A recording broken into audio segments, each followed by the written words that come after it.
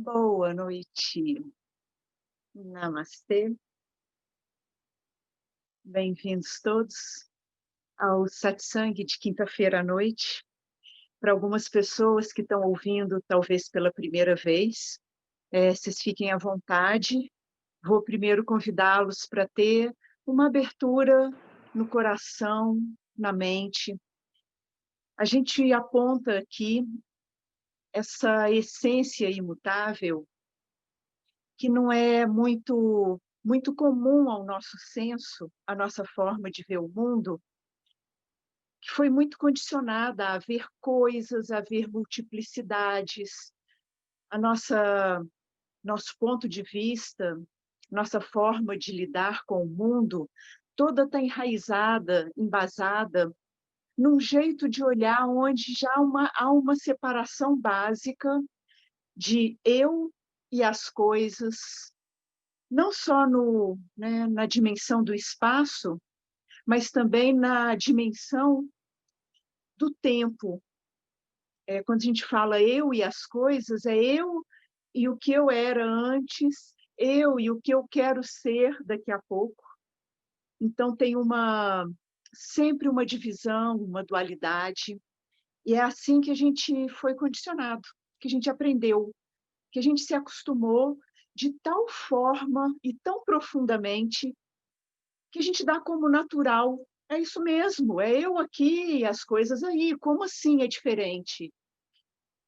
E é para dizer que é diferente, que a gente senta em satsang, e não só para dizer que é diferente, mas para convidar a uma forma de saber-se, de saber de si mesmo, uma forma de olhar o mundo e tudo mais, sem essas limitações, sem essa divisão, esses velhos condicionamentos que desviaram nosso olhar e fizeram que um funcionamento da mente ele fosse reduzido a funcionar só na dualidade, só na fragmentação. E chega uma hora que, né, para algumas pessoas que já estão aqui, nesse mergulho profundo, né, que fica engraçado ver assim, como assim a divisão, porque é inegável a totalidade do agora. Na nossa experiência direta, deixando em suspenso, deixando de lado por um instante essa velha mania, essa velha fixação de dar nomes, de ver os objetos com as suas limitações, com as suas formas, deixando em suspenso essa mente que narra, que conceitua, ainda que ela esteja aí, com o seu velho hábito de fluir em ideias, em pensamentos, em frases, mas um olhar de uma atenção mais aberta, não uma atenção, e aqui a gente vai tomando cuidado com as palavras, porque elas caem muito rápido nesse computador interno e já sai cheio de significados. E eu vou trocar, então, porque a atenção, não sei como é para vocês, mas vem aqui dentro uma sensação de tensão. Talvez porque na escola que a gente participava, preste atenção, era uma bronca dos professores, porque a gente estava em um estado muito mais aberto, expandido e muitas vezes distraído.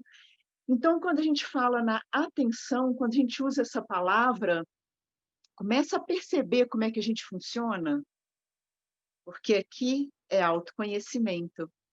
E autoconhecimento é perceber como é que o negócio funciona. E aí, quando você percebe que quando se diz atenção, gera uma certa tensão, e se você lembra, e se você vasculha, você vê que a atenção está associada a esses registros antigos, a experiências que deixaram marcas, igual animais que caminham pela floresta e deixam pegadas. essas experiências ligadas a palavras, ligadas às coisas, ligadas às circunstâncias, elas têm dentro da gente uma memória, uma pegada, um registro. E esse registro, ele não é só um registro de imagens igual um filmezinho, né? Quando a gente lembra de algo que a gente vivenciou lá na infância, ou de algo que a gente vivenciou hoje de manhã, e surge uma imagem, mas essas imagens, como bem lembrou, no satsang lá em BH, Unirave, ela está sedimentada, ela está cimentada, essas imagens, com afeto,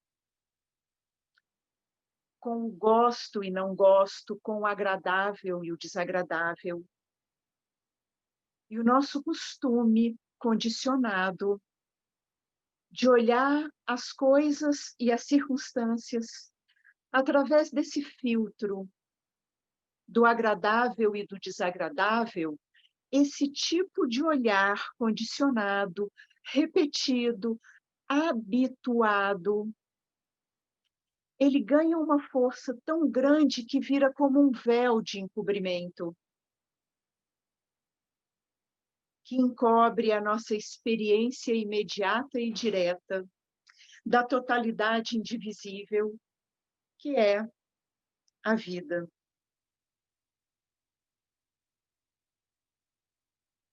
Esse autoconhecimento, esse reconhecimento dessas habituações é o primeiro caminho, é a primeira compreensão para ir desfazendo o que a gente chama de ignorância nesse nosso meio. É o ignorar como um encobrimento da experiência direta, imediata, da totalidade indivisível do agora, do senso de presença que está sempre aí como um contínuo que nunca muda, ainda que as experiências fragmentadas dos objetos, das coisas, dos sentimentos, está sempre num fluxo de mutação.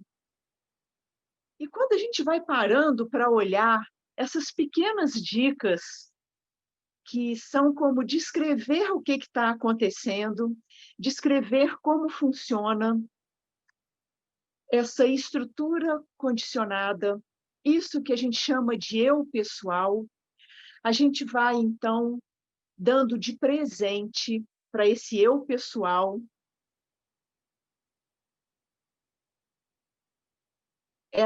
esse outro lugar de infinitude, de eterna presença, de totalização, que já não é mais regido pelo fluxo de pensamentos, que fica dando nome, que fica analisando, que fica julgando, decodificando. Ainda que esse fluxo de pensamentos esteja acontecendo, ele não mais nubla a infinita imediaticidade do agora, essa essência espontânea que está sempre presente, para além da impermanência de todas as coisas. Então, sentar em satsang, a gente chama de libertação, a gente usa volta e meia algumas palavras lá do sânscrito, porque, como eu estava dizendo, as palavras elas têm registros muito fortes dentro da gente, e quando a gente usa uma palavra em sânscrito, não tem muito registro, que a gente aqui está, né, treinado com o português, o inglês, talvez, né, um espanhol, um francês, sei lá, mas o sânscrito é algo novo. Não é só novo, como a galera de lá, eles olharam para isso durante muitos séculos, com um cuidado muito grande. E essa linhagem de sábios, despertos, iluminados, eles foram refinando essa linguagem.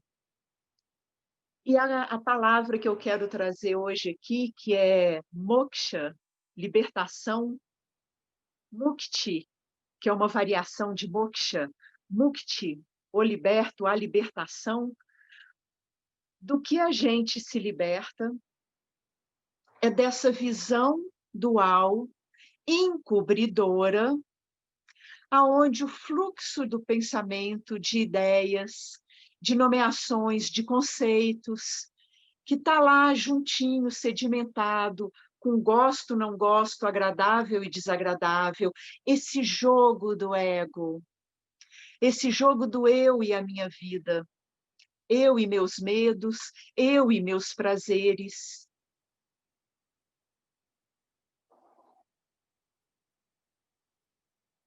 Eles vão sendo liberados, libertados, para fluírem naturalmente. Não é como se pensa, eu vou libertar, então não vou ter mais isso. Eles são livres para fluírem naturalmente, espontaneamente, sem cristalizações e impermanentemente surgirem, durarem um tempo e se autoliberarem. Ou para aí um pouquinho, porque é autoconhecimento, se trata de você, e saca aí um pouquinho como que nenhuma história permaneceu, nenhum grande drama permaneceu, nenhuma grande alegria também permaneceu. Se foram, vieram outros, e esse é o apontar da impermanência de todas as coisas. É uma velha fórmula desses sábios que muito pararam para olhar para autoconhecimento, para ver como é que funciona essa forma mais geral. Me lembrei agora de Sócrates, que estava escrito da Grécia Antiga, do oráculo, que estava escrito no portal do oráculo na Grécia Antiga, né? Conheça-te a ti mesmo e conhecerás tudo mais. A gente recebeu aqui só a primeira parte, né? Conheça-te a ti mesmo. Mas tinha embaixo a continuação, assim, e conhecerás tudo mais.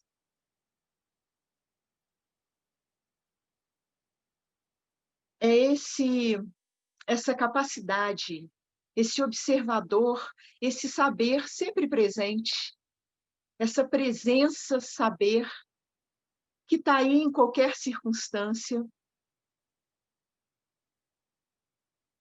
É para isso que a gente senta, não só para apontar, para relembrar, vou usar essa palavra, mas ao relembrar, se assentar no seu coração e reconhecer que essa é a sua real identidade. Essa presença luminosa que está aí em toda e qualquer circunstância, reconhecendo que as circunstâncias são todas passageiras, que isso que é um pontinho de apego, de nublamento tão forte, que é o fluxo de pensamentos que surge aí, não é a sua verdadeira identidade. E como é que a gente sabe disso? Porque está sendo visto e porque muda.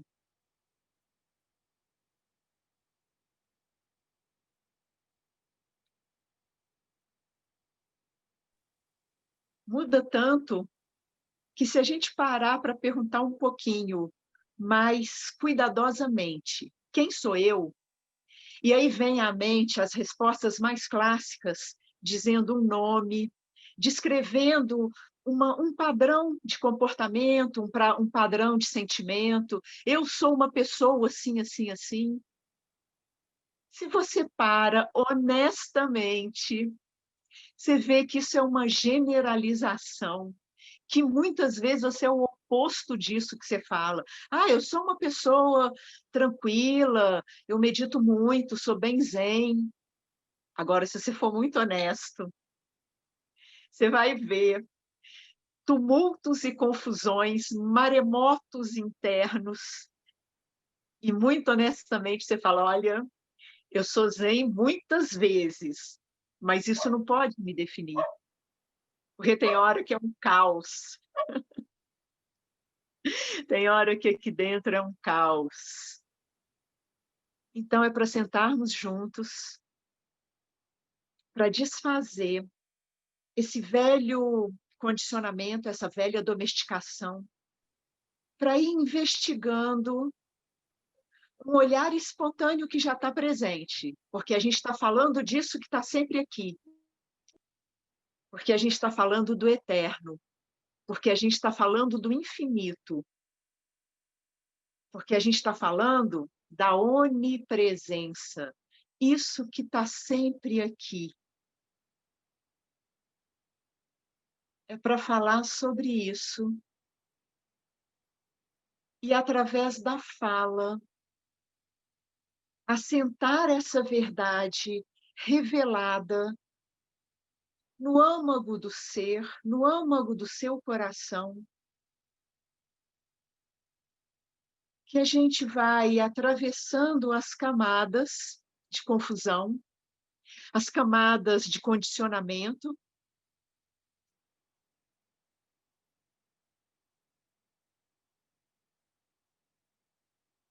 e na nossa experiência imediata e direta, vai assumindo por experiência própria, pelo seu próprio reconhecimento, por reconhecimento da sua própria experiência, de que isso que é nomeado como presença, que não é uma coisa, é só um nome, é só um símbolo, é só uma palavra figurativa para dizer da espontaneidade do ser, da espontaneidade disso que é nossa presença, disso que é o imutável, se distinguindo através de um discernimento, de um olhar, de tudo aquilo que está em dinâmica mutação. É para olhar esse fluxo de conceitos, de ideias, de nomes, que atravessam aí agora um monte de discurso. É para se dar conta, no fundo do seu coração, como é que você, como a maioria de todos nós, fomos acostumados a dar verdade a palavras, ao discurso. E aqui a gente está deixando essa mente discursiva, que é só uma ferramenta, encostada, igual depois que a gente capina, deixa a enxada encostada de lado. É uma metáfora bem, né, bem campestre, ou depois que você trabalhou no computador, você desliga o computador e deixa ele de lado, vamos para uma coisa mais urbana e moderna, que você, né, pegou o carro, dirigiu e fez o que tinha que fazer com ele, você deixa ele na garagem. Essa mente de um fluxo de discursos, encosta ela aí um pouquinho, encosta ela sem esforço, não como uma briga, não como um rechaço, não como uma evitação, mas como uma expansão que se reconhece maior do que ela, que reconhece essa presença viva, essa imediaticidade do agora. Que John Lennon falava assim, a vida é o que está acontecendo agora, enquanto você está fazendo planos. Ele já deu uma pontada para isso aí, presta atenção, para além de todas as ideias e de todos os conceitos, para uma espontaneidade viva. Para isso que, então, a gente vai usar palavras em sentidos figurativos para essa presença, que hora nenhuma você está fora dela. Mas a mente de pensamentos, volta e meia você está fora dela.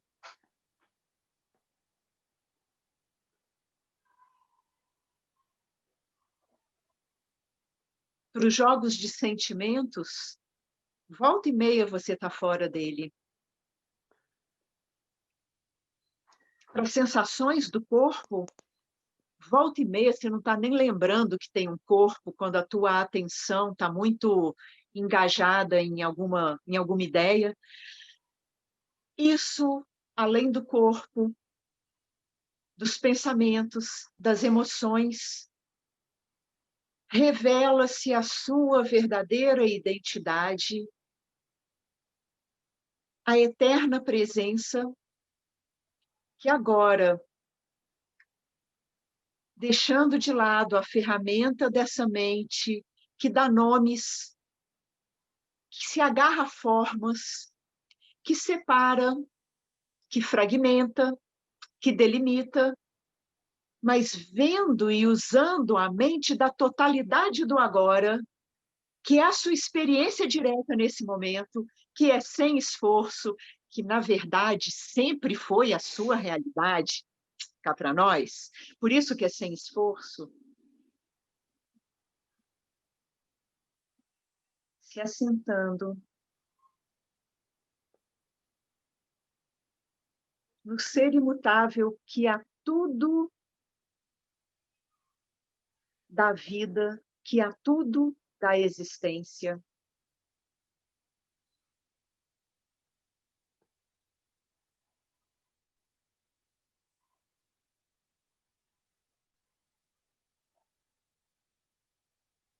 Vendo com os olhos do ser, vendo os pensamentos, vendo um esforço de entendimento, vendo as sensações, silenciando um pouquinho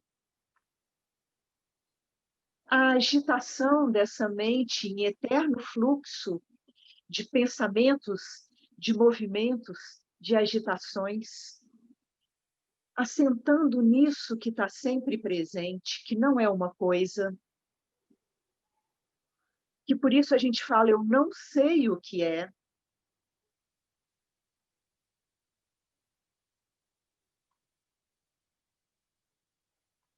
mas é o ser, nomeado como presença, nomeado como luminosidade, que a tudo ilumina, como a imagem que tem clássica de dois pássaros numa árvore, dois pássaros que está lá numa Upanishad,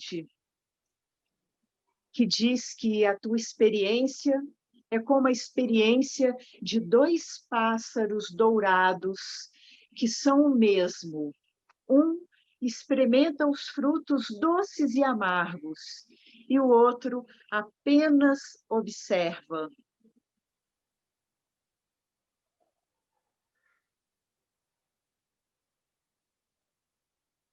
Essas falas são como um espelho para você olhar a tua face e ver que realmente há esse experienciar de coisas que a gente nomeia como agradáveis e desagradáveis.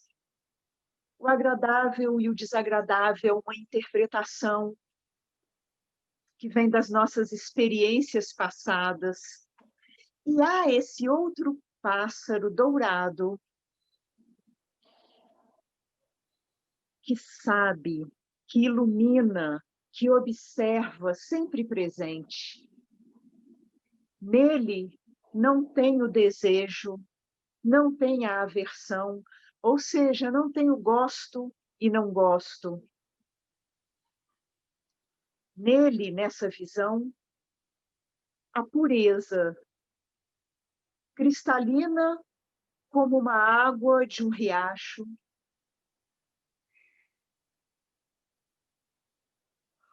sem esse lodo, esse fundo de lama revirada, que é uma metáfora para essa mente que fica sempre pensando coisas, e ao ficar pensando coisas, faz um redemoinho, um vórtice, que a tua atenção se agarra nesse vórtice e nubla a experiência da totalidade do agora.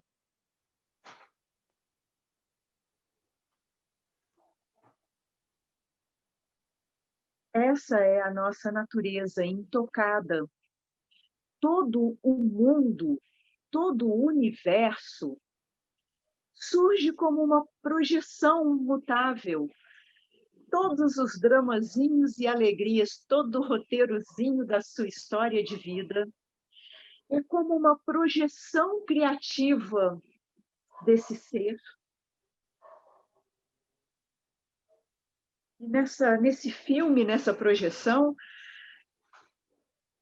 é tão impactante e tão bem feito que nessa projeção tem também emoções, sensações e a sensação de ser comigo que tudo está acontecendo.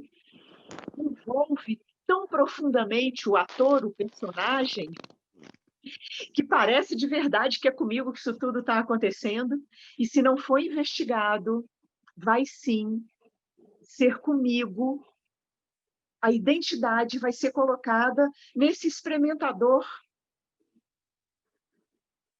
Por isso que aqui a gente é convidado a esse autoconhecimento sutil, delicado, que vai separando o joio do trigo, vai reconhecendo a impermanência de tudo que é do mundo manifesto, esse fluxo de mudanças, e com a mente luminosa, com essa essência espontânea e sempre presente, chamado também de pura consciência, puro saber, que o tempo está aí, o tempo todo está aí, sabendo-se, é assentando de uma forma muito livre, sem querer apreender nada, sem desejos, sem meta. Não é algo a ser alcançado, não é algo para vir depois. É exatamente a tua natureza espontânea do que é.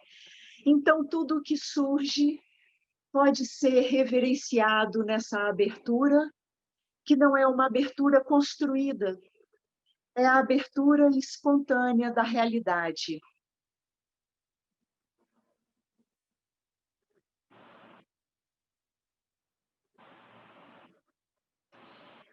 São esses os fundamentos da despertude, visão, que aqui a gente quer dizer essa compreensão profunda. Visão, essa sacada, esse desnublamento daquele véu da mente de conceitos, imagens, formas, desse mundo manifesto que carrega tanta essa extrojeção da nossa atenção, seja para os pensamentos, seja para as circunstâncias que estão acontecendo, que vira um véu para essa espontaneidade búdica, para a mente de Cristo, para a mente de Buda, para olhar com os olhos do Espírito Santo, para olhar com os olhos da clareza da mente de Buda, para olhar com Rigpa, como dizem lá os tibetanos.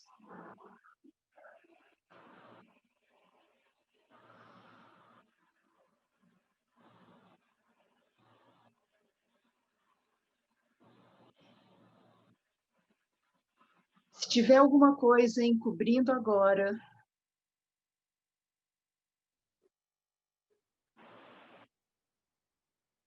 reconheça que isso que está encobrindo também está sendo visto.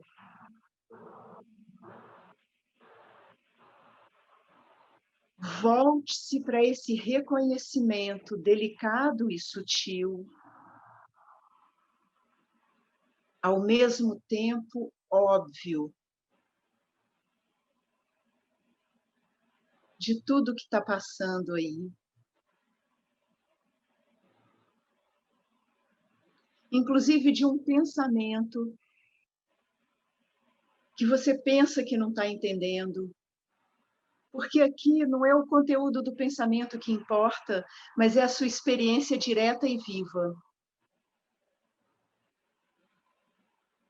Onde os conteúdos do pensamento também são vistos e observados, onde os sentimentos são vividos e observados, e você vai reparando que aquilo que te dá uma ideia de um eu separado, esse sujeito que está aí, esse eu separado, está sempre ligado a um pensamento, a um discurso,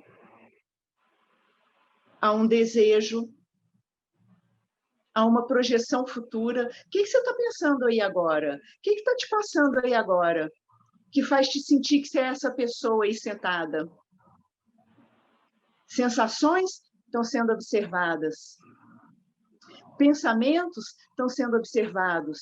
A historinha do nome está sendo observado. Uma teimosia interna, mas como assim? É claro que eu sou isso daqui. Uma exclamação meio, né, cheio de energia rajásica, também está sendo observado. Ou o convite aqui, volta os olhos para esse que está observando. Essa capacidade de consciência infinita, esse aspecto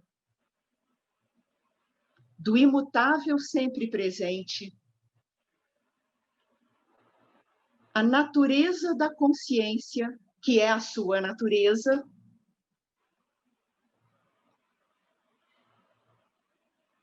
é um contínuo imutável que a tudo ilumina e que não pode ser iluminado por nada porque é autoluminoso. Então, é a característica de autoluminosidade. Sacar que há consciência não é igual perceber os objetos. Perceber os objetos demanda um movimento da atenção em direção ao objeto. Perceber essa consciência, esse saber, essa presença, não demanda nada, você não tem que olhar para lugar nenhum. E por isso que tem a metáfora que é como o espaço, que eu, né, volta e meia falo assim, olha, para apontar para os objetos, você consegue apontar a parede, a cadeira onde você está sentada, a almofada, sei lá, a janela, né, a porta, a maçaneta da porta, essa mão que está aqui fazendo movimentos.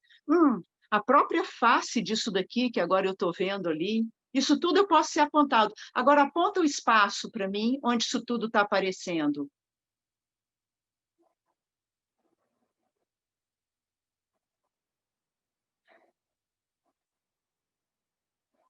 É para ter o gosto dessa investigação sutil que vai fazer o reconhecimento do que há de mais sutil que a sua verdadeira essência, que a gente senta junto, utiliza essas ferramentas, investiga junto, que é, olha, saca isso, investigar junto.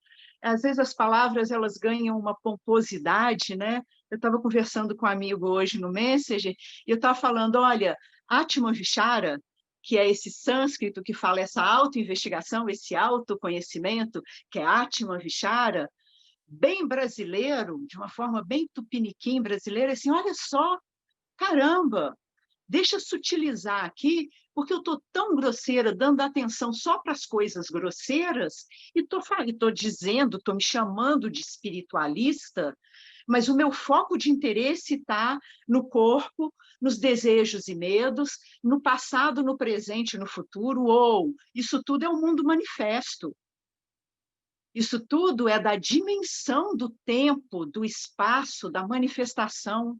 O que a gente chama de verdadeira espiritualidade, que é a natureza da consciência, que é a sua real natureza,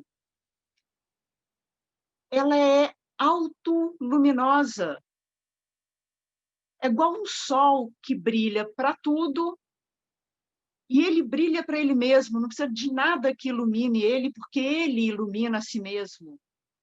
A consciência não tem como ter uma outra consciência de fora que vai olhar para ela. Esse contínuo de presença-consciência autoluminosa que ilumina tudo o mais, inclusive esse que está sentado aí, com as suas historinhas, com as suas ideias, com as suas sensações, e descansando essa função de conhecer,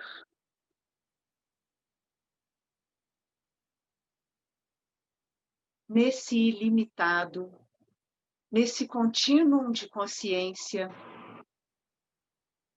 para além dos conceitos, para além das formas.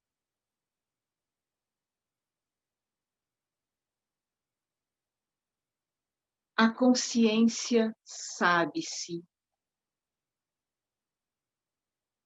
Não é localizável como o espaço, não tenho como apontar para ela.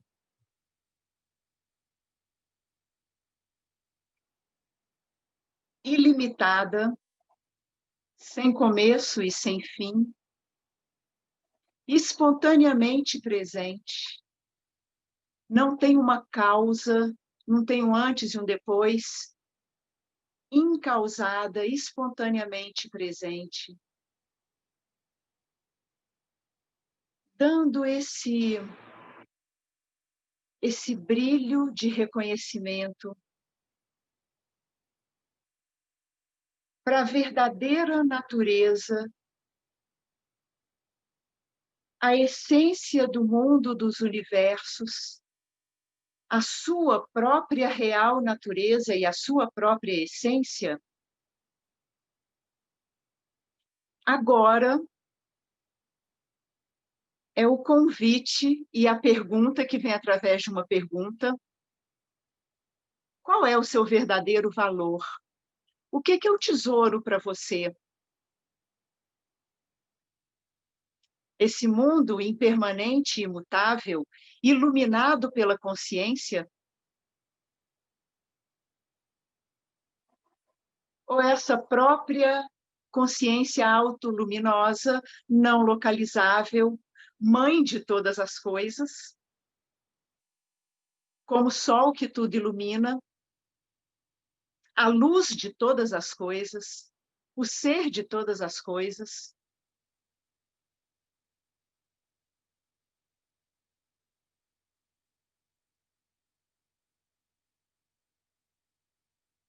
Para além dos pensamentos e das ideias, já realizado antes mesmo de começar, sendo sua real natureza, não há lugar nenhum para chegar. É onde você já está. O que a gente faz aqui, então, é só um esclarecimento. Por isso que se diz que é só o conhecimento que liberta. Conheceis a verdade e a verdade vos libertará. E a verdade é essa, bem simples. E que vai demandar agora esse cuidado de desviciar, de sair correndo atrás do mundo manifesto, como sendo ele a realidade última, e se assentar na luminosidade que perpassa tudo, sem rejeitar o mundo, sem rejeitar as circunstâncias, mas vendo nas circunstâncias e no mundo, não só o mundo, mas a luz do qual o mundo é feito. E aí você abençoa o mundo inteiro. Ah, que lindo! Podia terminar o satsang aqui, porque é isso mesmo. E é legal que está gravado, porque vale ouvir isso toda hora. Mas vamos ver, alguém quer trazer alguma coisa?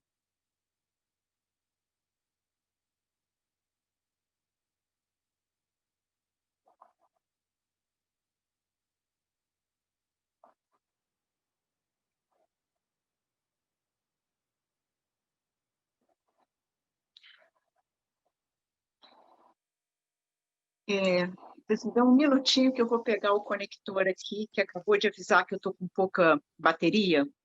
Eu não tinha reparado nisso.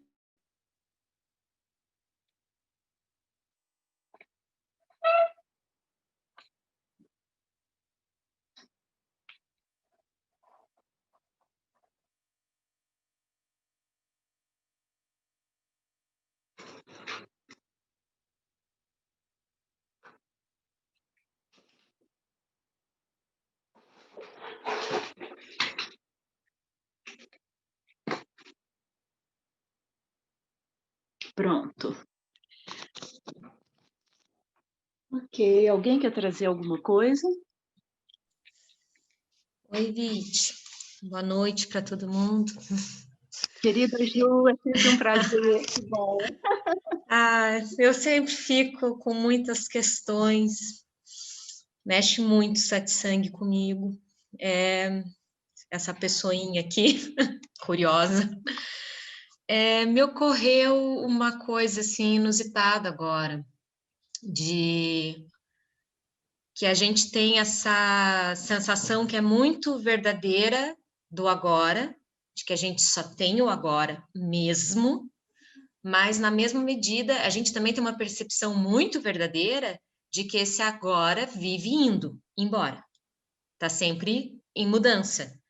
Então, as acontecências estão acontecendo e estão sempre passando. Então, a lenha virando cinza, a cinza virando poeira, e está sempre assim, mesmo sendo sempre agora, ainda que seja sempre agora. E, de repente, isso me trouxe, assim, uma sensação de que esse agora, talvez do jeito que eu estivesse sentindo, ele é um agora que estava sendo muito referenciado a partir do eu pessoal. Porque se eu tirar essa referência desse agora como algo que está acontecendo, que está sempre comigo, vinculado com as experiências, não é agora, está sempre indo, é sempre um possível passado, é um devir eterno. Então, parece que tudo isso não existe de fato. Porque para o agora poder ser agora, ele está desassociado dessas experiências e desse tipo de percepção. E não sei, tô com isso agora, sentindo isso. Agora, olha que engraçado.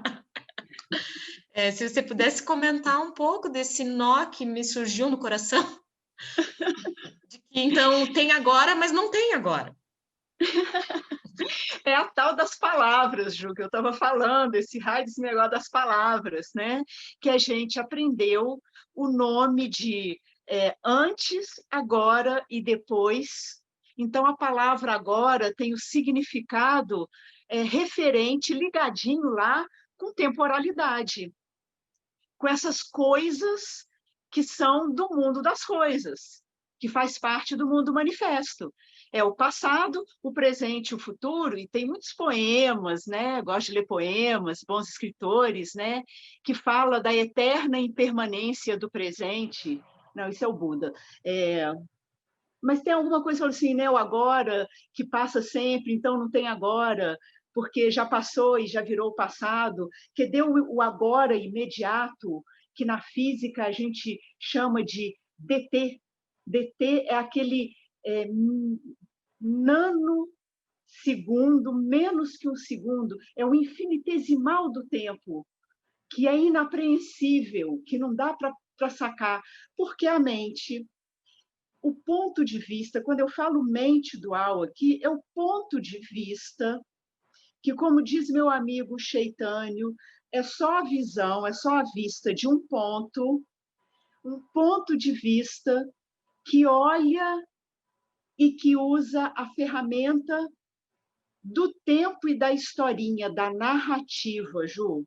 Tem uma narrativa sempre ligada. É a mente da historinha, é a mente contadora de histórias, é a mente narrativa. Ela ela constitui-se com o tempo. O tempo e ela são a mesma coisa. Não é separável. E de que é feito, Ju? A mente narrativa. A mente que é o tempo De que ela é feita? Aonde que ela acontece? Me responde. Não sei. Ela vem de lugar nenhum e vai para lugar nenhum. Fica E passando uma aonde que ela coisinha. acontece? E aonde que ela acontece? E aí que a gente usa a expressão, vou te ajudar, né? Na clareza da consciência não dual. É isso que a gente chama da clareza da consciência não dual. Eu não sei, e é muito boa essa sua resposta, eu não sei, né? Eu não sei onde ela acontece, mas eu sei que há o saber. Mas eu sei que há a presença e ela acontecendo, dela acontecendo. Então a gente se diz que tudo é presença, consciência. O que é isso? Eu realmente não sei.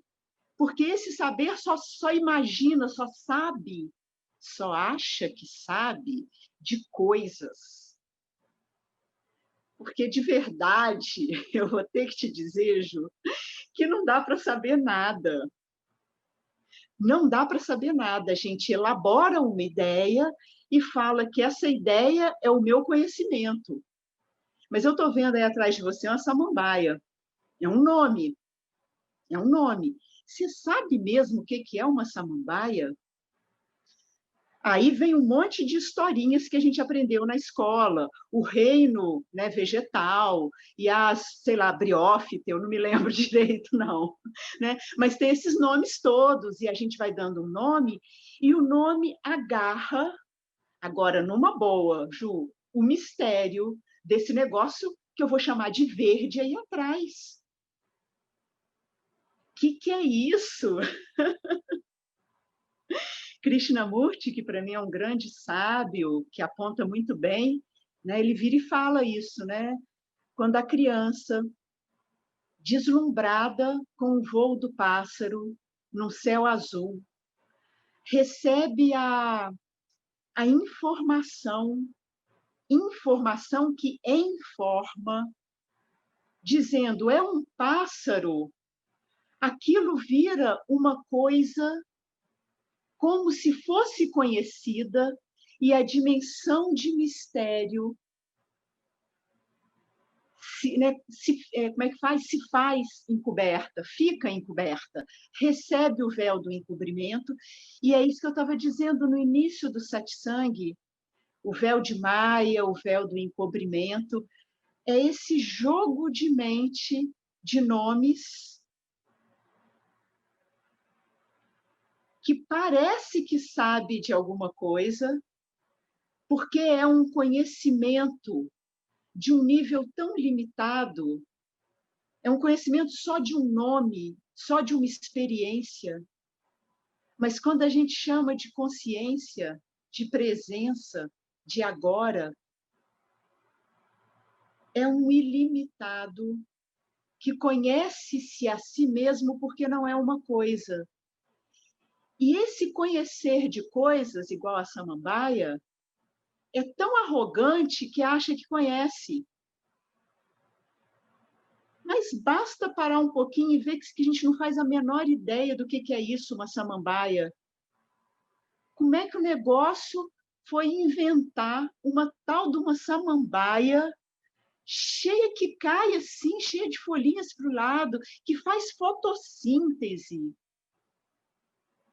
Não, isso são pequenas informações e a gente acha que o conhecimento é esse conhecimento relativo de pequenas informações, bits de informação, e que esse mundo são bits de informação.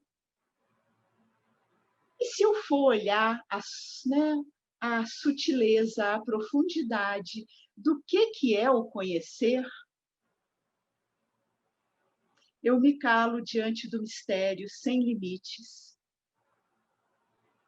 autoluminoso, chamado de consciência, e eu vejo a relatividade de qualquer papo, de qualquer discurso, de qualquer dúvida, de qualquer nome.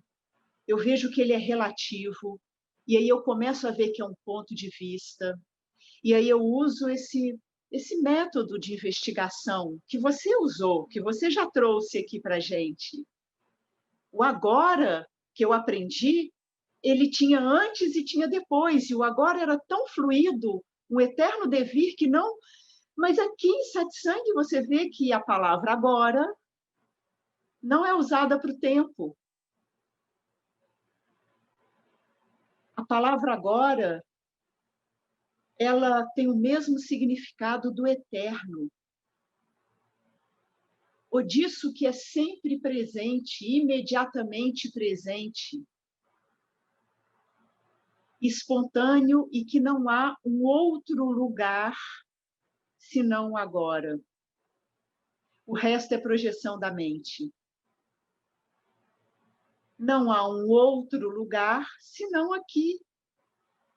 O resto são historinhas contadas.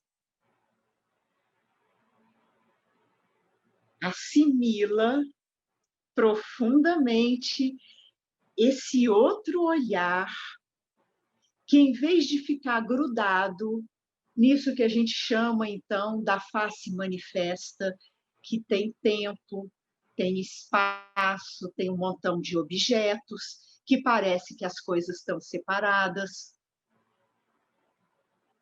Esse olhar dual, esse olhar da mente dual, é o olhar que gera o sofrimento do medo, do futuro, do passado, o apego e a necessidade psicológica desse eu individual ser alguma coisa, ele precisa ser alguma coisa, né? Se diz assim, né? Seus pais nunca te falaram assim, não seja ninguém na vida, Ju. Você vai ser alguém na vida, menina.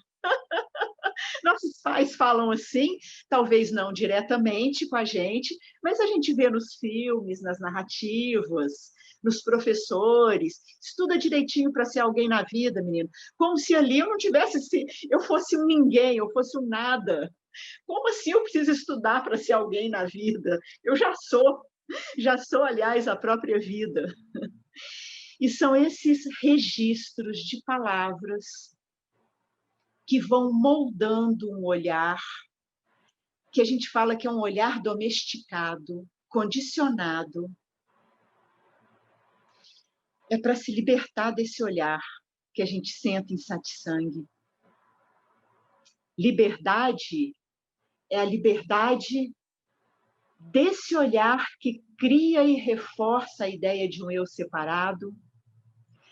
Esse olhar que é regido por medos e desejos, que faz parte do mundo manifesto. É para se libertar desse olhar, não significa que ele vai morrer, que ele vai desaparecer, só que ele vai ser como um som secundário lá longe, como o relativo em mudança, mas não mais a minha identidade. O problema não é ter um desejo, não. O problema é que eu tenho um desejo. O problema não são as inseguranças e medos, não. O problema é que eu tenho insegurança, eu tenho medo. Porque esse eu, ele só existe ligado a essas coisas. Quando você vai, agora, deixando de lado, agora não tem nada para ter medo, fora alguma coisa que você vá pensar. Mas o medo mesmo, tipo uma cobra que vai te picar, tem algum escorpião por aí, a tua casa está caindo, você está num país que cai bomba e pode cair bomba aí. Aqui no Brasil não tem disso, não tem tsunami, não tem furacão. De que você está com medo? Tua casa está sendo invadida, tem uma arma aí? Não tem. Então, são só ideias. Então, deixando de lado as ideias do medo, deixando de lado todas as projeções de desejos, de como gostaria que fosse. Deixando de lado a própria narrativa do tempo, que lembra de hoje de manhã, que lembra do jantar, do lanche da tarde, a gurinha.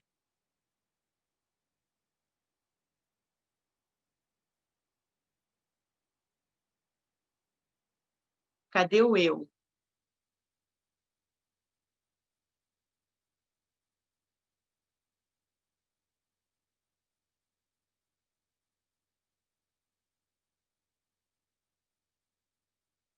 é meio meio esquisito. Se não tem uma esquisitice aí, você ainda não chegou nesse limiar de parar um pouquinho e falar assim, caraca, velho, não tem eu.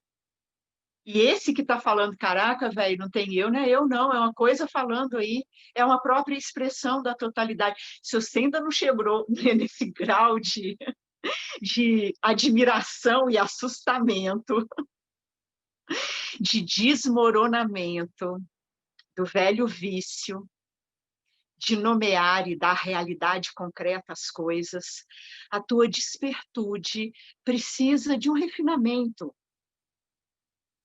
É assim mesmo, todos nós passamos por isso. Pô, Ramana despertou, ficou 17 anos em silêncio. Mais perto da gente, Eckhart Tolle, ele teve um insightzão que foi tão estranho ali dentro que ele ficou sentado num banco de praça, sem falar com ninguém, sem comer. Os ex-alunos dele iam lá dar banho e dar comida para o cara. O negócio a gente aqui, o negócio é mais suave, ainda bem, né? É bem gentil.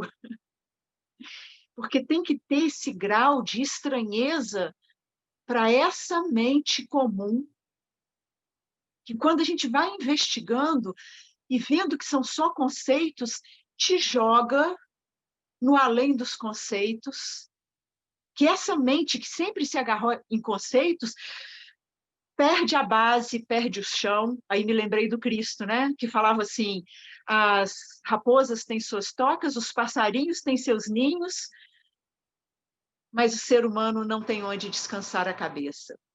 É disso que ele estava falando, era um ensinamento místico profundo. Os animais, enquanto seres do mundo, eles têm a sua, como é que fala, o seu instinto, o seu destino traçado ali, vai comer, a vaca vai dar leite, vai, né? Agora, o ser humano, que tem essa capacidade psicológica, eu vou chamar assim, de autoconhecimento, nada das coisas desse mundo é suficiente para ele. Por isso que tem os eternos buscadores, nós fomos buscadores durante muito tempo, porque a gente tentava buscar ainda nas coisas do mundo, mesmo dos mundos sutis, energéticos, transcendentais, mas a gente estava buscando nos fenômenos, até que, por uma graça qualquer, para além de qualquer merecimento, porque, na verdade, só tem presença consciência, então não tem nem merecimento, nem não merecimento. Caiu o tal do apontar direto da não dualidade, que desfaz os fios da ilusão que encobrem a mente pura, luminosa, sem localização, sem limites, eternamente presente, como sendo aquilo que você é, aquilo que tudo é. E daí esses momentos, o mundo do tempo, o mundo das acontecências, se tece com fios dessa clareza, desse reconhecimento, não mais nublado pelos desvios do ego, do olhar dual, como uma lente. Quer falar, Sarri? Sarri levantou a mão aqui. Oi. Ei, olá, Aqui, espera um pouquinho. Pronto, voltei aqui. Tinha que desligar uma coisinha ali. Pronto. Ah, tá. Oi, Viti. Olá. Eu gosto de ouvir o satsang, acho fantástica a forma com que tu tá colocando as coisas. E queria falar que alguma coisa em relação às palavras, né? Que é percebido que essa presença é a origem de todas essas palavras esses eventos e essa experiência como um todo, que talvez seja o que tu chame de totalidade, e que essa totalidade, para mim, ela se revela como sendo um ponto focal. E me parece que não... Eu não sei se eu posso chamar isso aqui de totalidade, porque a visão que eu tenho a partir do Jiva, ela ainda me parece muito limitada dentro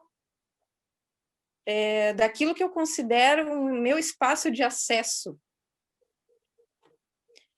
Então, o espaço de acesso que eu tenho aonde eu manifesto os sentidos, ele é só uma coisa muito pequena, porque logo atravessando uma peça daqui desse espaço, eu já tenho mais outras duas formas de ver que são iguais nessa qualidade de observação. Então, eu pergunto, como posso trazer isso como totalidade, de forma a se revelar através apenas de mim? Como sendo uma coisa realmente una, ou seria a palavra unificada, por ser uma conjunção de vários desses pontos de vista, aonde se testemunha esse local, esse ambiente, essa captação daquilo que... Não é captação, eu acho que é essa projeção de realidade, mas que é de uma forma compartilhada nesse momento por algumas pessoas aqui, ao mesmo tempo por ti e pelas pessoas que estão te ouvindo, e paralelamente, dentro desse mesmo momento, milhares de outras coisas acontecendo que eu só sei que estão acontecendo. Eu queria que tu corrigisse e ver se isso está certo.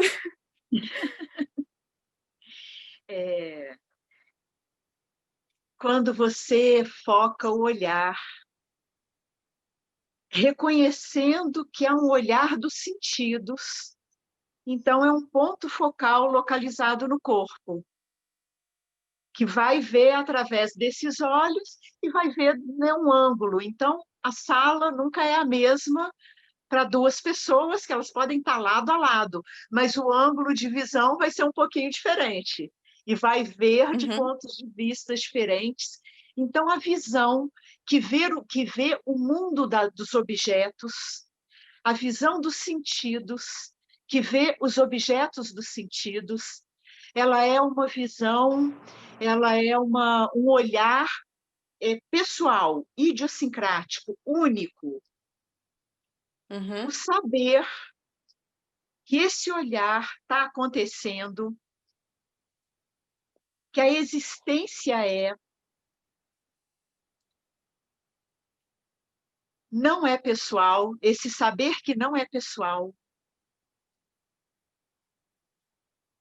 esse saber como um outro nome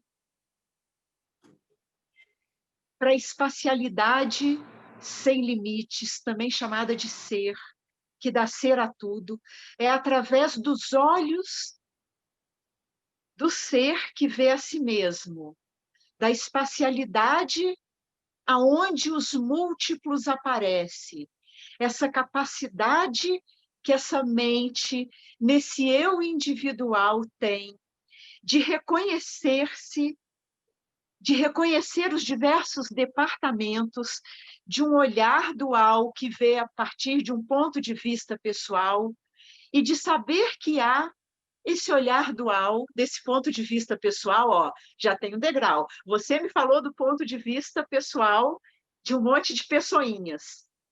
Você sabe desse ponto de vista. Há um conhecer que sabe dessa multiplicidade de pontos de vista, que está olhando ainda esse tipo de conteúdo. Eu estou agora pensando a respeito da visão e dos montes de pontos de vista e do monte de aparelhinhos chamados corpos, que veem objetos que estão fora desses corpos. Eu tenho um saber disso, eu tenho um pensamento que está pensando isso, eu tenho uma análise que analisa isso. Essa é uma outra função da mente cognitiva, que pensa isso tudo.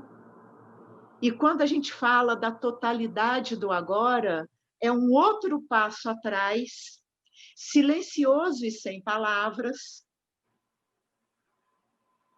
que se dá conta da existência desse momento, do jeitinho que ela é, do jeitinho que esse momento é, na espontaneidade do ser, que talvez a palavra conhecer para você não sirva, mas a palavra espontaneidade do ser seja mais a expressão espontaneidade do ser, que faça assimilar isso que está sendo apontado. A espontaneidade do ser, onde tudo que você pensar e ver está dentro. Que a melhor metáfora é como o espaço sem limites. Então, o que quer que seja que você esteja pensando,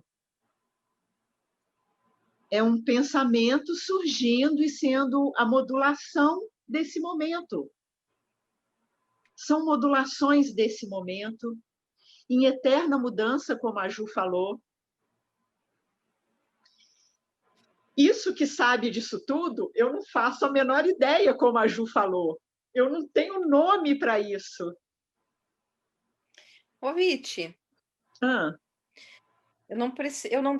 eu devo considerar não só, na minha opinião, não sei se está certo, mas eu consideraria não só o momento, como o espaço em que se encontra esse corpo, como eu sendo uma leitura disso que está acontecendo aqui. Né? Tendo essa união.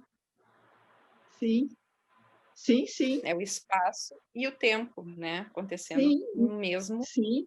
Isso Einstein já milissegundo, que nem sacou. falou. Não, Einstein sacou isso. Ele falou, SPIME, né? Espaço e tempo, space-time, que são as 4 dimensões indissociáveis. Já sacou que não dá para separar, a não ser como uma teoria? Eu falo sobre o espaço, eu falo sobre o tempo. Mas na nossa experiência direta, espaço e tempo é uma unidade indissociável. Uhum. As 4 dimensões bem palpáveis. E a gente está falando disso que é a dimensão manifesta mais palpável. Uhum. E agora, olhando para essa dimensão palpável de existência, com esses pensamentos e essa investigação, com a respiração acontecendo no corpo e os sons acontecendo à volta, quando se aponta a totalidade, é um convite para que uma atenção que se afunila volte a ter uma certa abertura expansiva, para que a experiência do agora ganhe uma abertura nos seus limites. Porque às vezes a gente se foca tanto no que a gente está pensando que a gente nem vê o caminho que a gente andou. Às vezes a gente está lendo alguma coisa que envolve tanto a gente que a gente nem escuta quem está chamando a gente. Há um afunilamento da atenção que, quando a gente chama para a totalidade do agora, é um exercício de uma função mental cognitiva que, quando eu enrijeço num ponto só, eu fico obsessiva da crise de pânico, porque está tudo cristalizado em focar uma coisa única. E quando a gente faz o exercício dessa amplidão, abertura, que tudo engloba, nos 5 sentidos, no pensamento, na memória, na projeção, nessas funções temporais do pensar, nessas funções sensórias, que também são mentais, né, do ambiente. Quando a gente abre assim, um outro funcionamento, uma outra sensação toma conta, trazendo um espaço de saúde psicológica mental, que é a ponte, a travessia para o reconhecimento do que não pode ser reconhecido, para ver aquilo que não pode ser visto, para se dar conta do mistério, que a gente chama de mistério, causa de que não tem outro nome, causa de que não tem palavra. Então, isso que não tem palavra, a gente chama de mistério, só porque a gente tem que trocar assim, né? Porque gosta-se de trocar. E aí a gente vai sacar, Sarri, que o mistério é o mesmo aqui e aí. Sim, legal. Que gostoso. Ai, é mesmo. Ai, gratidão, Viti. E aí o convite é o sabor desse mistério, que é algo meio maluco mesmo, Sarri, mas aos pouquinhos esse maluco fica óbvio, né? Uhum. E aí a gente vê que tudo é perpassado por isso. Uhum. E isso abençoa Sabe... as experiências do ego individual, né? Do ego psicológico. Fala, fala. Não, sabe que eu tive alguns questionamentos acerca dos mestres iluminados e acho importante, na hora do apontamento, se me permite colocar uma opinião a respeito, a pessoa que está na busca, é interessante levar em consideração a cultura e a época. Porque, por exemplo, como é que o Jiva, a pessoa ou o ser, né, tendo a mente independente do estado que se encontre de reconhecimento, como ela vai atestar que aquele modelo aonde aconteceu esse reconhecimento, ele pertence somente àquele Jiva que está aparecendo como uma pessoa iluminada, né? Então, a minha experiência desse Jiva vai ser sempre totalmente diferente e não necessariamente eu preciso me modular ou me modelar em função daquele sábio, né? Como tu citou também o Eckhart Tolle. E em relação principalmente a essa questão de ficar meio maluco, né? Ou se não ter que se resguardar demais, que nem o cara ficou 17 anos numa caverna, isso às vezes surgia como sendo quase que uma condição para esse reconhecimento, e isso me parece um grande golpe, que às vezes não é dito, que é, na verdade, algo que não que já aconteceu e talvez não vá acontecer de novo, e que com cada um vai ser de um jeito diferente. E aí isso ajuda a eliminar boa parte dessa busca por causa das referências em relação a isso, na minha opinião. Acho que, não sei se contribui isso que eu falei. É claro que né, sabe o que é muito legal, Sarri? Quando o olhar, né, quando o olhar repousado ou englobador, ele vê que está tudo perfeito. Ele vê que essa sua fala, ela é perfeita nesse momento. Se esse tipo de informação vai tocar uma pessoa ou outra, não sei. Se uma pessoa ou outra vai julgar de um jeito ou de outro, não sei. O que vai acontecer, eu não sei. Mas está perfeito. Eu vejo que as informações que chegam, elas estão sendo coordenadas, Sarri, por algo tão maior, que eu estou vendo que mesmo essas confusões, elas vão sendo desfeitas. Não sei como, o negócio é que quem está cuidando disso tudo está cuidando muito bem, se você quer saber, mesmo que aparentemente uma mente vire e fala assim, não devia ser desse jeito, eles deviam ter me avisado antes, é só blá, blá, blá, Flor. Porque olha como está sendo bem conduzido. Olha a gente aqui, Sarri. Pô, tem alguns anos que eu te conheço. Olha as suas caminhadas, olha as minhas caminhadas enquanto indivíduos que foram se esclarecendo. E olha como esclarecimento ele pode ser. A mente pode dizer assim, podia ter sido mais rápido, mó caô, Flor. Foi perfeito do jeito que foi, é perfeito do jeito que é. E como o coração seu arde pela verdade, que eu sempre vi isso desde o primeiro dia que a gente se viu, a clareza é certa, é garantida.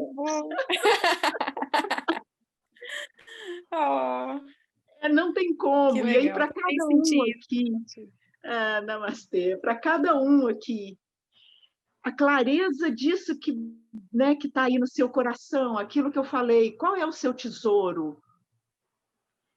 É o mundo e as coisas do mundo, e é isso mesmo que essa Rita trouxe. Tem que ir investigando, tem que ir trazendo, peraí, mas eu pensava aquilo assim, assim. Mas eu passei por tantos caminhos místicos, espirituais, que inclusive falam e usam, né, as escrituras interpretadas de um ponto de vista para um eu individual, para uma ideia de uma evolução de um eu individual. Isso também existe, porque existe de tudo. Mas o apontar direto, o Dzogchen, é a imediaticidade do que é agora, que já é revelado, que já é sua natureza. Agora, não, né? Não se confunda. Tá certo, Viti. Namastê. Namastê. Gratidão. E é muito legal que a mente vai trazendo uma coisinha, a Ju sempre vai trazendo uma coisinha, assim, que é isso mesmo. Não é só a mente da Ju, é a mente de todo mundo, porque nem o tal do ego é seu.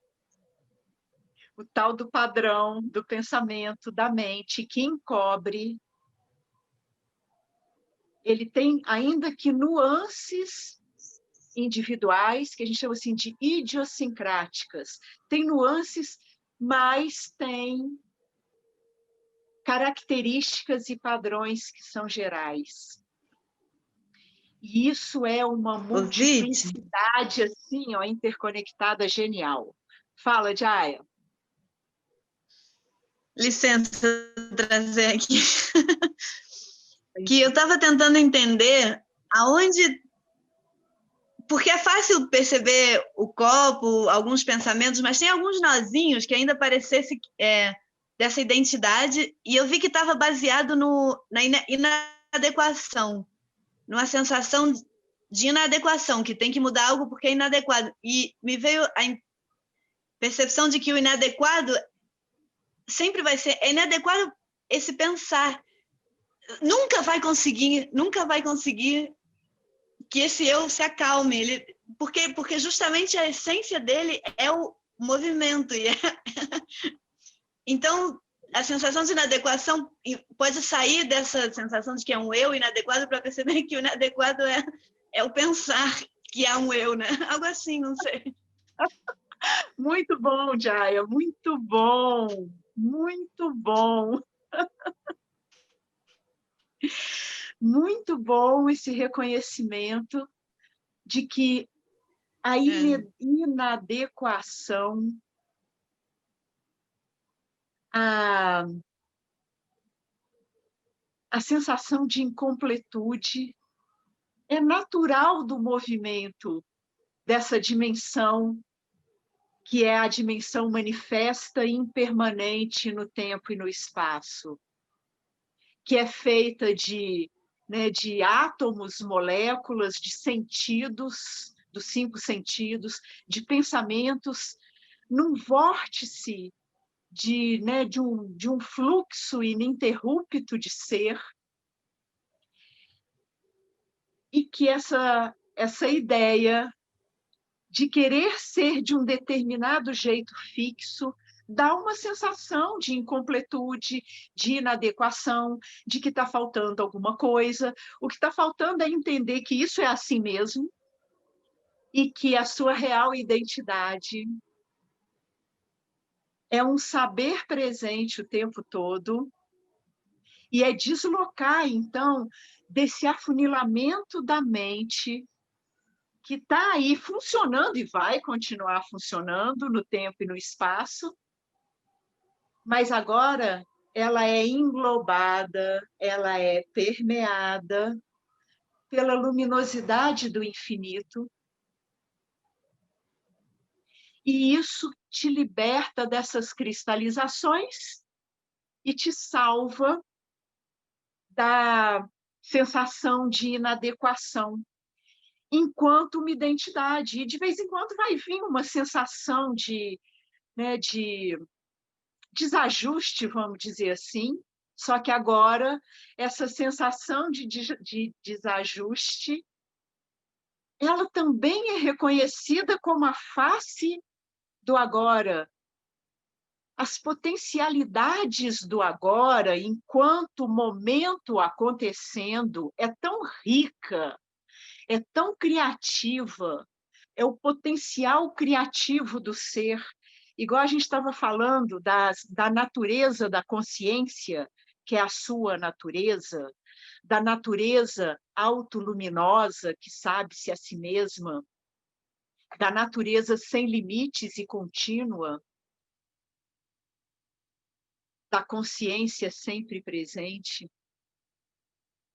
É da natureza do ser enquanto força de manifestação, uma criatividade que, quando a gente para um pouquinho para olhar, caraca, velho, na boa, assim, eu não tenho outra expressão, a não ser esse lado bem, bem espontâneo do coração. Caraca, velho, porque olha só agora, enquanto esse momento de objetos, como diz a Sarri, cada um no seu ponto de vista, olha cada um no seu ponto de vista, olha a quantidade de moléculas, de cores aí à sua volta. Eu não sei, eu tenho uns fanô indiano que mais ainda é profusão de cores e formas, e um monte de pensamento passando. E o pensamento do seu vizinho de cima ou de baixo, se você está no apartamento, com miríades de outros pensamentos. E isso é aqui, na sua casinha. Imagina, caramba, o planeta Terra inteiro. Nossa, vocês gostam de ver Nat Geo? Você vê o fundo do mar, cada bicho maluco no fundo do mar, gente.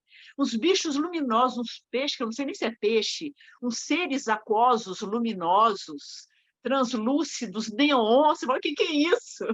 Isso não é desse planeta, não. E aí você pensa nos outros planetas, caramba, na boa. E aí você pensa em cada momento. E aí você pensa, caramba, que satsang foi esse que está saindo? Caramba. E aí você pensa um sentimento que vem, e aí, não grudado nas identidades desses movimentos todos, mas vendo eles apenas como a faceta criativa do eterno ser, por isso que também chamado de infinito, inclusive nas suas miríades de formas, como um caleidoscópio.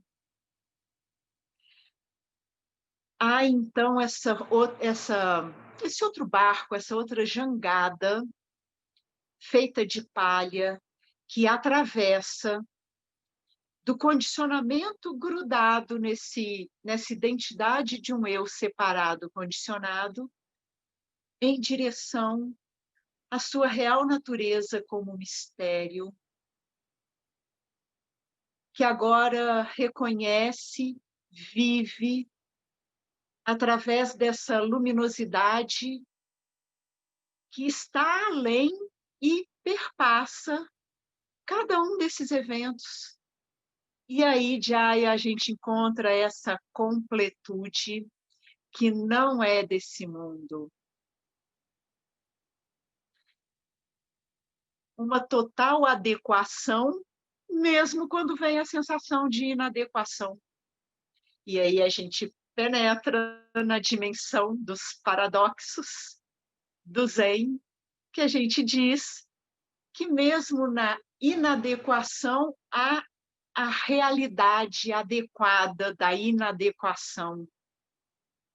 Há a sabedoria luminosa de um momento de encobrimento. E eu não sei como é que acontece, e me lembra de um outro cara, que é o Krishnamurti, que é um outro Krishnamurti, que não é o Jiddu Krishnamurti, que é o J.G. Krishnamurti, DJ Krishnamurti, não, DJ é o Kavishi, J. Krishnamurti, sei lá, um outro Krishnamurti, que ele despertou sob orientação do Jiddu Krishnamurti, desse que tem um monte de livro, que foi da teosofia. Esse outro Krishnamurti, o G. Krishnamurti, obrigada, Eduardo. O G. Krishnamurti, ele virá e falou assim, cara, eu não posso falar, eu não faço a menor ideia como é que o negócio aconteceu, porque não tem um método.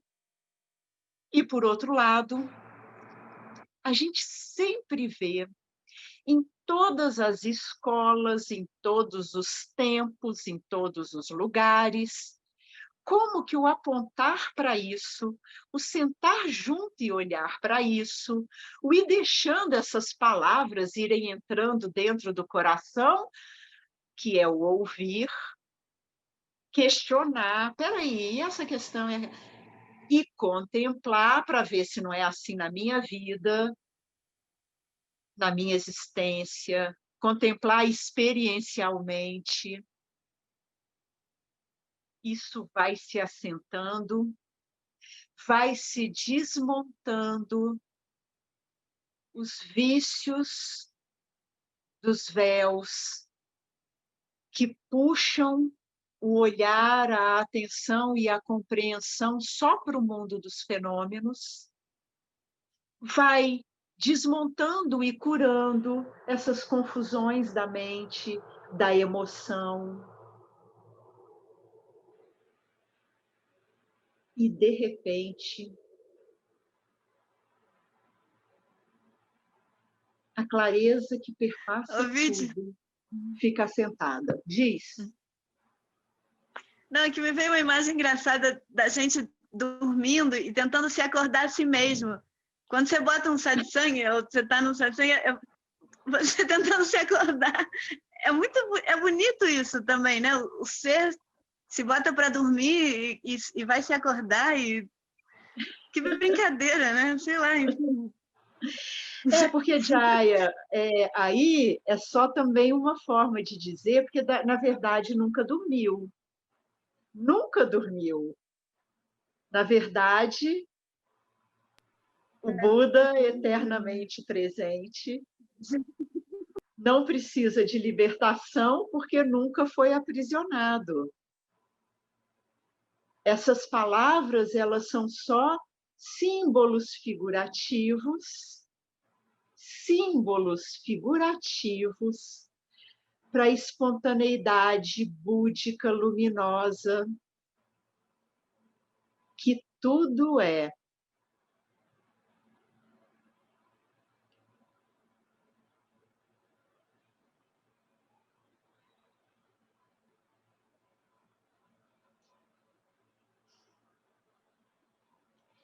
Que nunca houve confusão nem indispertude. Por isso que até a palavra moksha, liberação, é só uma palavra de sentido figurado que chega de uma forma generosa e benevolente para que dê um looping e a clareza de que nunca houve outra coisa senão o próprio Buda.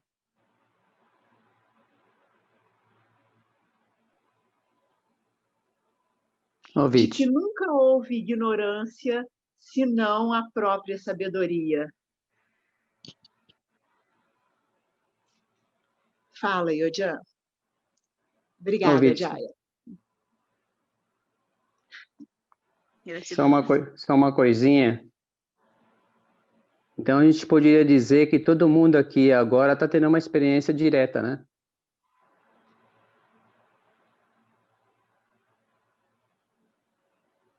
Fala um pouquinho mais.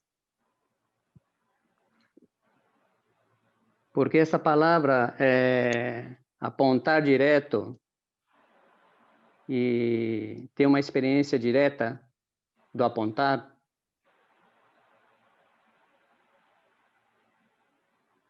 Se ninguém está dormindo, se ninguém dormiu, então nesse momento agora, todo mundo que está aqui está tendo uma experiência direta. Yodian, todo mundo, de todos os tempos, de todas as eras, de todas as dimensões, só tem experiência direta. Isso. Para um Bodhisattva desperto, só há experiência direta. Para todos os seres existentes. E uma outra coisa muito interessante que me veio também é que quando a gente fala de eternidade, essa palavra é preciosa porque busca a eternidade agora aí. A eternidade, onde que está agora a eternidade? Conduz mais um pouco, fala mais. Então, porque justamente se eu olho para tudo que eu estou vendo aqui agora nesta sala, isso aqui, que está aparecendo aqui nessa experiência,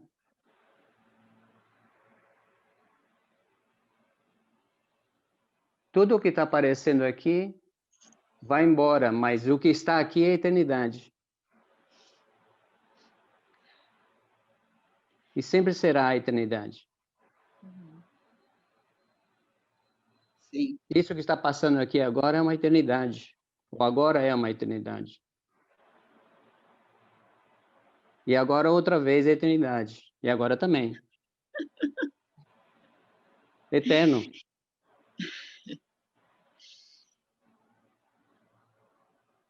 E agradecer, Viti, para você que é a única pessoa que eu encontrei que sempre está repetindo o mesmo e nunca é um aborrecimento.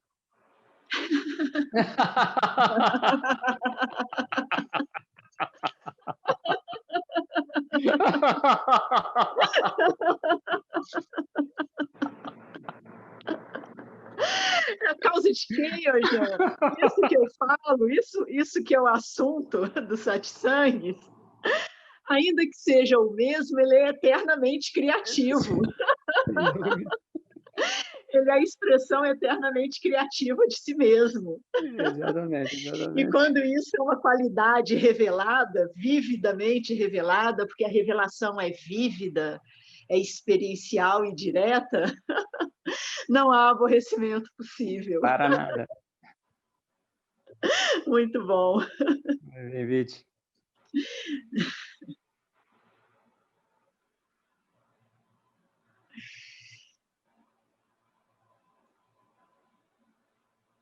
Então, é muito legal a gente trazer debaixo dos braços algumas ferramentas do tipo, eu levanto os olhos, olho assim, e falo assim, mas como assim eu não sou isso que está sentado aqui? Aí, imediatamente, eu trago a ferramenta chamada investigação, que pergunta assim, mas com que olhos que eu estou olhando? Com o olho que vê objetos, isso eu vejo isso daqui e eu vejo outras coisas. Com o olho que está vendo esses pensamentos passando, eu vejo os pensamentos e vejo essa narrativa acontecendo aqui dentro. Até essa fala passando aqui dentro, investigando, eu também vejo com os olhos que vê os pensamentos. E com os olhos que vê a eternidade com os olhos da eternidade. Eu vejo, como o Yojan falou, a eternidade em todos os momentos, em todos os lugares. Eu vejo que tudo é expressão dessa luminosidade, dessa consciência dessa natureza de eternidade.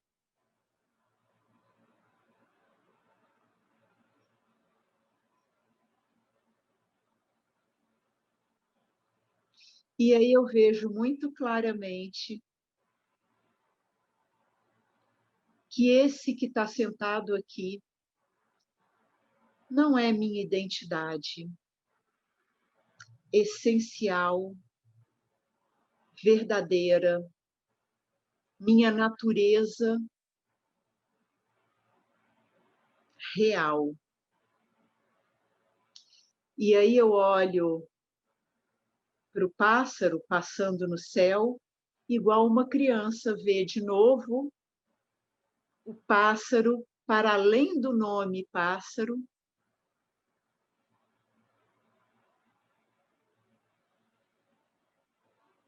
E eu gostaria que vocês levassem, então, essa ferramenta, principalmente nos impactos aonde emoções, como a Jaya trouxe, sensações de inadequação, sensações de incompletude, sensações de que a vida é um saco, podia ser muito mais legal, de que esse momento podia ser diferente. Trazer esse bálsamo, essa medicina final, que é ver que mesmo a inadequação, mesmo as projeções de ideias que acham que esse mundo, ou que esse momento poderia ser um pouco melhor, são sopros de pensamentos, é um funcionamento de desejos, que é assim que esse bichinho aí chamado gente funciona.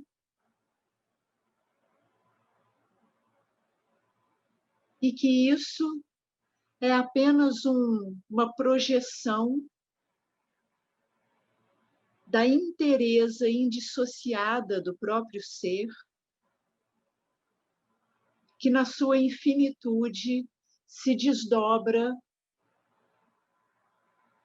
em mundos e mundos, sensórios, emocionais, pensamentais, autoconscientes, autoiluminados, e para além disso tudo, o absoluto e misterioso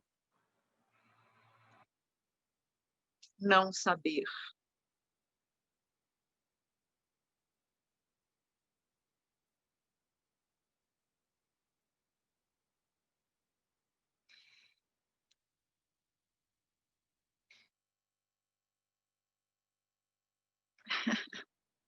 Estava vendo agora o que o pessoal escreveu aqui.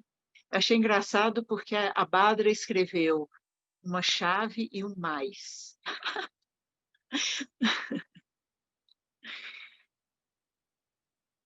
E que nenhuma palavra revela o que é. E que as palavras surgem no que é. E que nenhum momento é mais importante, no final das contas, do que o outro, porque tudo é a experiência direta do Buda.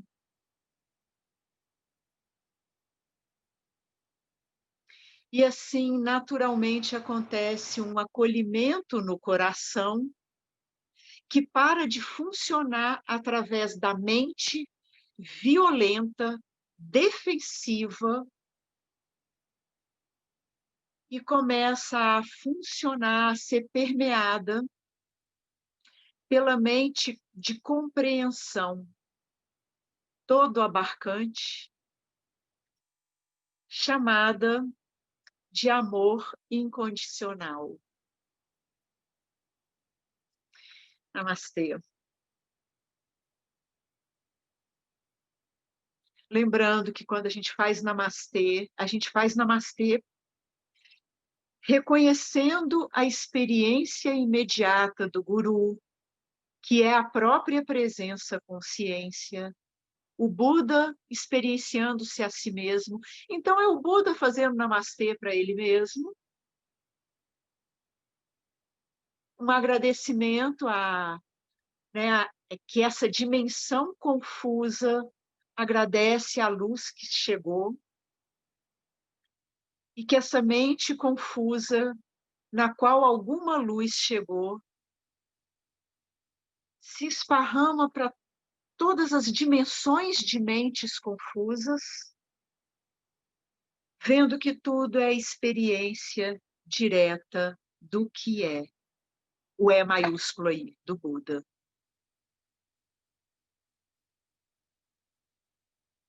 Namastê.